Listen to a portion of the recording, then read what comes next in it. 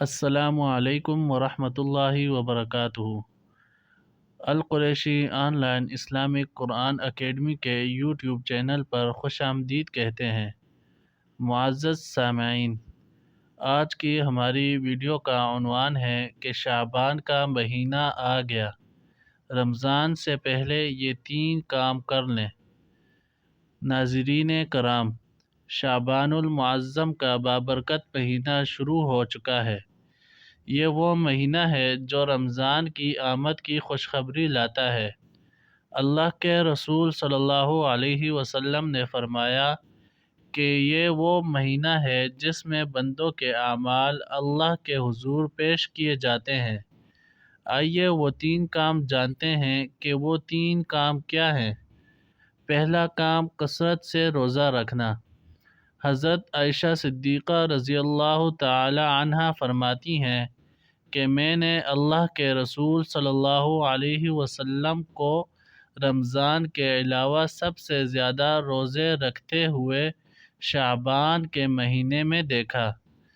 اس مہینے میں روزے رکھنے سے انسان کا جسم رمضان کے روزوں کے لیے تیار ہو جاتا ہے۔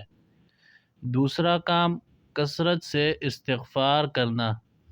چونکہ اس مہینے میں اعمال اللہ کے سامنے پیش کیے جاتے ہیں، تو کتنی اچھی بات ہے کہ جب ہمارے اعمال کا رجسٹر اللہ کے سامنے پیش ہو تو اس میں توبہ اور استغفار کی کثرت ہو، اپنے گناہوں سے معافی مانگے تاکہ رمضان میں ہم پاک صاف ہو کر داخل ہوں۔ تیسرا کام، تلاوت قرآن پاک کا آغاز۔